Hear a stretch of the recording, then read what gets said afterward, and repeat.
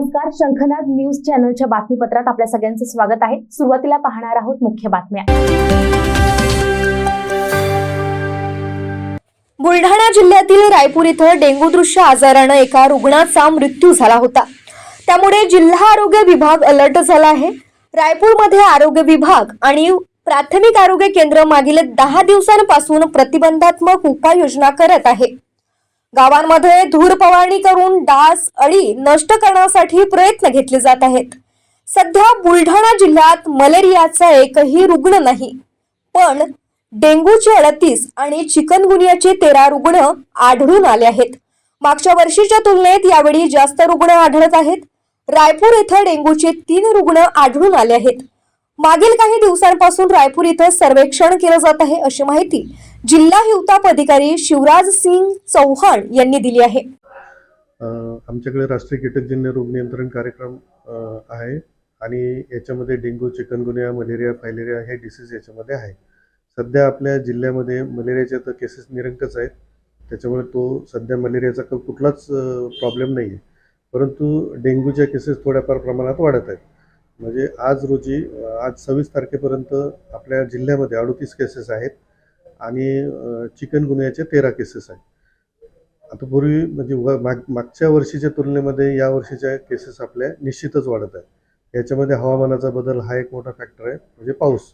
आता पावसामध्ये हा रिमझिमच पाऊस पडतोय, जर जोरात पाऊस आला तर कदाचित हे सगळे वाहून जातील, त्याच्यामुळे काही म्हणजे प्रादुर्भाव तेवढा राहणार नाही।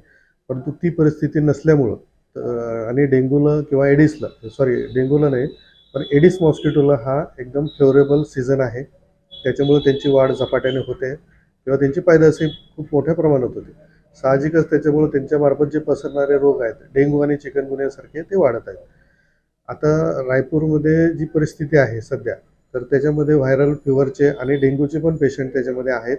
डेंग्यूचे आतापर्यंत त्या ठिकाणी 3 पेशंट पण आपले डायग्नोज झालेले आहेत आणि त्याच्यामुळे पण आम्ही त्या ठिकाणी बऱ्या प्रमाणात काळजी घेतोय। म्हणजे प्राथमिक आरोग्य केंद्र असेल, सार्वजनिक आरोग्य विभाग, जिल्हा परिषद बुलढाणा यांच्यामार्फत आपण त्या ठिकाणी मागील 10 दिवसापासून कंटेनर सर्वेक्षण, फिवर सर्वेक्षण हे सगळे राबवतात। त्याच्यामध्ये टेमिफॉसची ॲक्टिव्हिटी पण आपण करून घेतोय। ज्या ज्या ठिकाणी आपल्या याच्या केसेस निघत आहेत किंवा लार्वा आढळत आहेत त्या ठिकाणी आपण टेमिफॉस पण पाण्यामध्ये टाकतोय आणि धूर फवारणी पण आपण त्या दिवशी त्यांच्याकडनं करून घेतलेली आहे। अशा पद्धतीनं आता बऱ्यापैकी समजा आता फिवर रेट त्या ठिकाणी नाही आहे, कंटेनरसुद्धा तेवढे पॉझिटिव्ह अजून तरी काही तेवढे आढळत नाही आणि इथून पुढे आरोग्य विभाग निश्चितच त्याच्यावर लक्ष ठेवणार। शंखनाद न्यूजसाठी ब्युरो रिपोर्ट।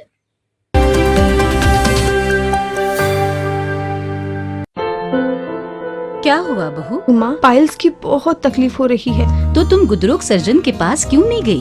देखो, जैसे हार्ट के लिए हार्ट स्पेशलिस्ट, ब्रेन के लिए ब्रेन स्पेशलिस्ट, तो पाइल्स के लिए पाइल्स स्पेशलिस्ट क्यों नहीं? स्त्री हो या पुरुष, टॉयलेट में तकलीफ केवल पाइल्स ही नहीं और भी कई प्रकार के गुदरोग तथा कैंसर भी हो सकता है।